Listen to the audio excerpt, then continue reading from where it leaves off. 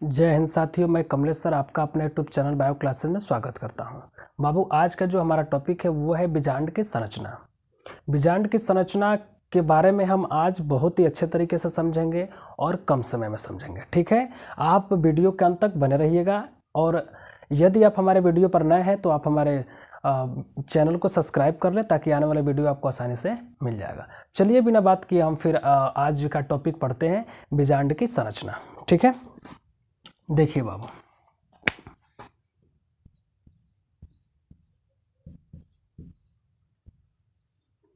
बीजांड की संरचना।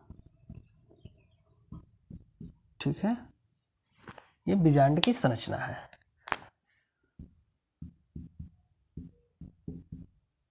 Structure of ovule, structure of ovule. बाबू, इसको समझने के लिए सबसे पहले हमको जानना जरूरी होता है कि बीजांड कहाँ पाया जाता है। तो बाबू, बीजांड पाया जाता है अंडाशय में। ठीक है, आपको पता है कि पुष्प में पाए जाने वाली स्त्री केसर में मौजूद होता है। ये देखिए, पुष्प में पाए जाने वाले स्त्री केसर, स्त्री केसर का मतलब एक तरह से कहिए मादा मुकोद्भिद। ठीक है ना, स्त्री केसर। ठीक है, और स्त्री केसर कितने भागों से मिलकर बना होता है? 3 भागों से मिलकर बना होता है। ये पहला इसका भाग होता है अंडाशय।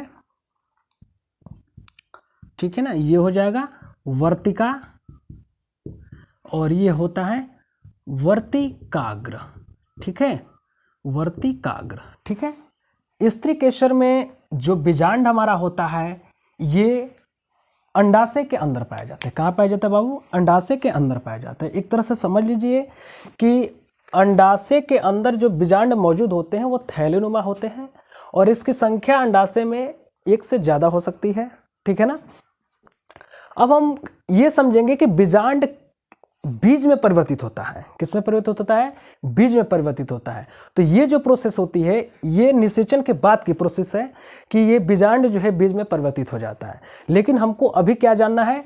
बीजांड की संरचना। ठीक है ना, अब देखिए, इसमें आपका बीजांड पाया जाता है कुछ इस प्रकार से। मैं एक बड़ा बना देता हूँ, एक सिंगल बना देता हूँ ताकि आपको अच्छी तरह से समझ में आ जाएगा। इस तरह से पाया जाता है और इसके अंदर बहुत सारे संरचनाएं पाए जाते हैं। ठीक है ना, तो अभी आप क्या समझे कि बीजांड कहाँ पाया जाता है? तो पुष्प के स्त्रीकेसर भाग के अंडाशय में पाया जाता है। ठीक है, इसका मैं यहाँ पे बड़ा फिगर बना के आपको एक अच्छी तरह से समझा देता हूँ। आइए यहाँ देखिए, इसका अगर बड़ा संरचना देखेंगे, ठीक है ना, तो कुछ इस प्रकार बनेगा।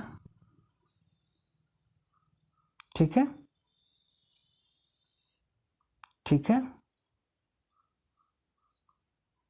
इस प्रकार से इसकी संरचनाएं बनती हैं।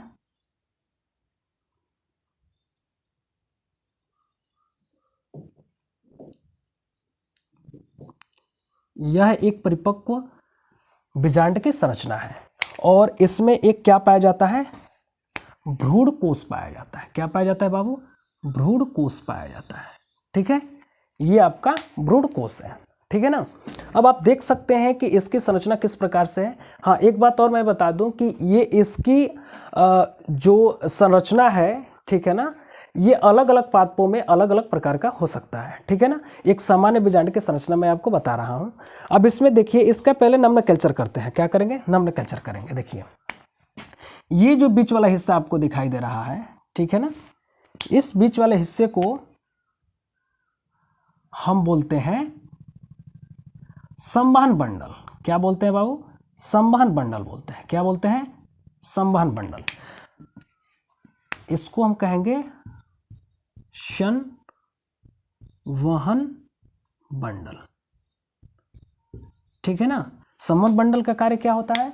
ये जल में घुलित पदार्थों को पोषक पदार्थ देने का कार्य करता है। जल में घुलित पोषक पदार्थों को लाता है और इसको भोजन देता है। ठीक है ना, इसका ये नीचे वाला जो हिस्सा होता है, ये जो नीचे वाला हिस्सा होता है, इसको कहते हैं बीजांड वृंत। क्या बोलते हैं? बीजांड वृंत बोलते हैं। ठीक है, बीजांड वृंत क्या होता है? लंबा सा एक डंठल भाग होता है। ठीक है ना, एक तरह से डंठल बोल दीजिए। डंठल वाला भाग होता है जो इसको पूरे भार को रोकता है। ठीक है ना, इसको कहते हैं बीजांड वृंत। और बीजांड जिस हिस्से से जुड़ा होता है उसको हम कहते हैं बीजांडासन। क्या बोलते हैं? बीजांडासन, ठीक है ना, बीजांडासन बोलते हैं, जिस भाग से जुड़ा रहता है, ठीक है ना। उसके बाद ये जो खाली स्थान दिख रहा है इसको कहते हैं हम बीजांड द्वार। क्या बोलते हैं बाबू? बीजांड द्वार बोलते हैं, ठीक है। ये बीजांड द्वार होता है, खाली वाला स्थान होता है, ठीक है ना। अब देखिए इसके बीच में पूरा यहाँ पर खाली स्थान आपको दिखाई दे रहा है, इसको कहते हैं हम बीजांड काय। क्या बोलते हैं बाबू? बीजांड काय। एक मानिए तो इसका जो बीजांड का पूरा ये अंदर का शरीर वाला भाग होता है, ठीक है ना। और इसमें एक छोटा सा संरचना दिखाई दे रहा है आपको बीच में, इसको कहते हैं हम भ्रूणकोश। क्या बोलते हैं? इसको बोलते हैं हम भ्रूणकोश। और भ्रूणकोश में ही भ्रूण का निर्माण होता है। किसका निर्माण होता है? भ्रूण का निर्माण होता है, ठीक है ना। अब ये ऊपर वाला हिस्सा क्या कहलाता है? इसको कहते हैं निभाग। क्या बोलते हैं बाबू? निभाग बोलते हैं, ठीक है, निभाग बोलते हैं, ठीक। और इसमें चारों तरफ से कवरिंग करता है, उसको कहते हैं अध्यावरण। देखिए ये आवरण है, इसको बोलेंगे हम अध्यावरण, ठीक है ना। इसको अध्यावरण बोला जाता है, जो चारों तरफ से कवरिंग करता है। इसमें दो लेयर होते हैं या अस्तर कहिए, ठीक है ना। एक अंदर की तरफ होता है, एक बाहर की तरफ होता है, दोनों को मिला करके हम क्या बोलते हैं? अध्यावरण बोलते हैं, ठीक है। इतनी संरचनाएं इसमें पाई जाती हैं। इसके साथ साथ देखिए अब भ्रूणकोश है। भ्रूणकोश के अंतर्गत भी बीजांड की जितनी संरचनाएं आती हैं, इसमें भी मौजूद संरचनाएं इसके अंतर्गत आ जाती हैं।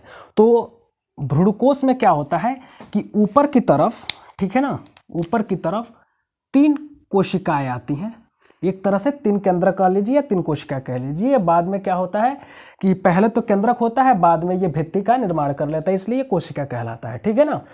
अब देखिए इसमें 3 कोशिकाएं इधर हो गई और 2 केंद्रक युक्त ध्रुवीय कोशिका इधर हो गया, यानी कि एक कोशिका है, इसमें 2 केंद्रक हैं, ठीक है ना। ये क्या है कि एक कोशिका है, 2 केंद्रक भाग है, इसमें 2 केंद्रक पाया जाता है, ठीक है ना। इसको हम कहते हैं क्या? ध्रुवीय केंद्रक। तभी इसका मैं नोमेनक्लेचर कर देता हूँ। नीचे की तरफ जो बीजांड द्वार है, उधर की तरफ क्या पाया जाता है? एक अंड कोशिका पाया जाता है, जिसको हम सक्रिय गुरु बीजाणु के नाम से जानते हैं। किस नाम से जानते हैं? सक्रिय गुरु बीजाणु के नाम से जानते हैं, इसलिए ताकि यही निषेचन क्रिया में भाग लेता है, ठीक है। उसके बाद इसके साथ में 2 कोशिकाएं और होती हैं, दोनों को नाम देते हैं सहायक कोशिका। क्या नाम देते हैं बाबू? सहायक कोशिका, सहायक कोशिका, ठीक है। और ये है हमारा अंड कोशिका, बीच वाला है अंड कोशिका, ठीक है, अंड कोशिका। एक बात मैं आपको बता दूं कि अंड कोशिका और सहायक कोशिका, इन तीनों को मिला करके हम क्या कह सकते हैं? अंड उपकरण कहते हैं। क्या बोलते हैं? अंड उपकरण कहते हैं। अंड उपकरण कहिए या फिर इसको एक और नाम से जानते हैं, ठीक है ना। एक और नाम से इसको जाना जाता है, उसको कहते हैं अंड समुच्चय। क्या बोलते हैं? अंड समुच्चय कहते हैं, ठीक है ना। अब देखिए इसको हम समझेंगे कैसे? सीधे समझेंगे कि जो और ये है ध्रुवीय कोशिका, सॉरी ये है ध्रुवीय कोशिका, ठीक है ना, ये है ध्रुवीय कोशिका, ठीक है। ये आपका पूरा होता है क्या? आपका बीजांड की संरचना। आप देख सकते हैं ये पूरी बीजांड की संरचना है। अब इसमें इसको समझेंगे कैसे? ऐसे समझेंगे कि बीजांड जिस भाग से जुड़ा रहता है उसको हम बीजांड वृंत कहते हैं, जिस स्थान से जुड़ा रहता है उसको हम बीजांडासन कहते हैं, ठीक है ना। बीजांड के चारों तरफ आवरण पाया जाता है, 2 स्तरीय आवरण पाया जाता है, जिसको अध्यावरण कहते हैं। अध्यावरण जिस भाग को नहीं घेरता है, अध्यावरण जिस भाग को नहीं घेरता है उसको हम बीजांड द्वार कहते हैं। और बीजांड द्वार के ठीक विपरीत वाला भाग निभाग कहलाता है। देखिए इसके ठीक विपरीत वाला भाग क्या कहलाता है? निभाग कहलाता है, ठीक है ना। इसमें बीच में बचे स्थान जो खाली स्थान होते हैं, यानी कि अंदर की जितनी भाग होती हैं, पूरा ये समूचा जितने भाग होते हैं उसको हम क्या कहते हैं? उसको हम कहते हैं बीजांड का। क्या कहते हैं? बीजांड का। एक तरह से ये बीजांड का शरीर हो गया, ठीक है। और बीच में क्या पाया जाता है? एक भ्रूणकोश पाया जाता है, जो भ्रूण को क्या करता है? पोषता है, ठीक है ना, भ्रूण को क्या करता है, पोषता है, इसमें भ्रूण का निर्माण होता है, अर्थात इसमें ही अंडा का निर्माण हो जाता है। तो इस तरह से हम कहते हैं कि बीजांड में या अंडाशय में अंडा का निर्माण होता है, तो अंडाशय में ही बीजांड पाया जाता है और बीजांड में ही क्या पाया जाता है, भ्रूणकोष पाया जाता है और भ्रूणकोष में अंडा पाया जाता है। इस कारण हम कह देते हैं कि अंडाशय ही क्या करता है, अंडा का निर्माण कराता है, ठीक है ना। लेकिन वास्तविक रूप से अंडा का निर्माण किस में होता है, भ्रूणकोष में होता है, ठीक है ना, या बीजांड में हो जाता है, ठीक है।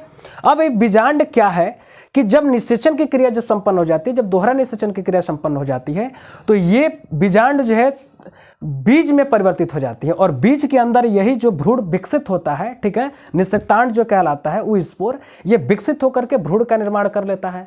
अब ये एक बीजपत्री होगा, द्विबीजपत्री होगा, जिस तरह से होगा उसमें उतनी की संख्या में बीजपत्र निकलेंगे। अगर एक बीजपत्री है तो एक बीजपत्री निकलेगा, अगर द्विबीजपत्री है तो दो बीजपत्री वाला भ्रूण इसमें पाया जाएगा, ठीक है ना।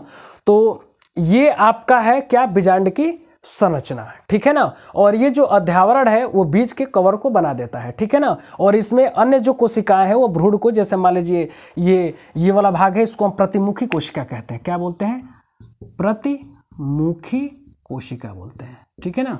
ये प्रतिमुखी कोशिकाएं हैं।